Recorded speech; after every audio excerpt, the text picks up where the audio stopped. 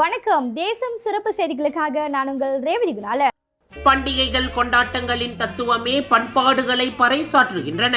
மலேசிய மலையாளிகள் அனைவருக்கும் தான் ஸ்ரீ விக்னேஸ்வரன் திருவோணம் பண்டிகை வாழ்த்து. திருவோணம் பண்டிகையை மகிழ்ச்சியோடு கொண்டாடும் மலேசிய மலையாளிகள் அனைவருக்கும் மாய்கா தேசிய தலைவர் தான் ஸ்ரீ விக்னேஸ்வரன் தமது இனிய ஓண பண்டிகை நல்வாழ்த்துக்களை தெரிவித்துக் கொண்டார். இந்த ஓணம் பண்டிகை நன்னாளில் அனைவரும் மகிழ்ச்சியாக உறவுகளோடு இணைந்து கொண்டாட வாழ்த்தினார். ஓணம் பண்டிகையின் பின்னணியாக பல இதிகாசங்களும் புராண கதைகளும் இருந்தாலும் இத்திருநாளை கொண்டாடும் வகையில் நாம் செய்ய வேண்டிய விடயங்கள் என்று நமது முன்னோர்கள் ஏற்படுத்திய அத்தனை விடயங்களையும் நமது வாழ்வியலோடு இரண்டர கலந்தவையாகும் என்று தான் ஸ்ரீ விக்னேஸ்வரன் கூறினார். வீட்டை சுத்தம் செய்வது முதல் எண்ணெய் தேய்த்து குளிப்பது, புத்தாடை அணிவது, பெரியோரை வணங்குவது, ஆலயத்திற்கு செல்வது என ஒவ்வொரு செயலுக்கும் ஆழ்ந்த அர்த்தங்கள் உண்டு.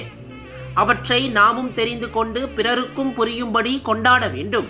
இந்த கொண்டாட்டத்தில் ஓணம் பெண் பண்டிகை திருநாள் பெருமையையும் பிறர் உணர செய்வோம். மனித நேயத்தையும் ஒருமைப்பாட்டையும் நமது வாழ்க்கையில் கடைபிடித்து வாழ்வதற்கு பண்டிகைகள் துணை புரிகின்றன. வருடத்திற்கு ஒரு முறைதான் என ஆடம்பரம் இல்லாமல் சிக்கனமாக செலவு செய்வோம்.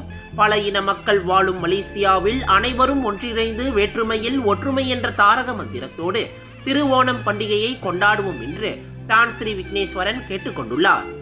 பண்டிகைகள் கொண்டாட்டங்களின் தத்துவமே பண்பாடுகளை பேணிக்காத்து ஒற்றுமையாக மகிழ்ச்சியாக இருப்பதே.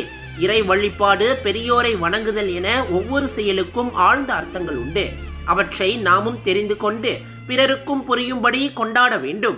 இந்த ஓணம் பண்டிகை கொண்டாட்டத்தில் பெருமையையும் பின்னர் உணரச் செய்வோம் என்று திருவோணம் பண்டிகை வாழ்த்து செய்தியில் தான் ஸ்ரீ விக்னேஸ்வரன் குறிப்பிட்டுள்ளார். இத்துடன் இன்றைய செய்திகள் நிறைவடைகின்றன. மேலும் பல ஆன்மீக செய்திகளை தெரிந்து கொள்ள தேசம் டிவி மலேசியா யூடியூப், டிக்டாக் மற்றும் இதர சமூக வலைத்தளங்களை பின்தொடருங்கள். உங்களிடமிருந்து விடைபெறுவது நான் உங்கள் ரேவதி குணால. மக்களோடு தேசம், தேசத்தோடு மக்கள். நன்றி, வணக்கம்.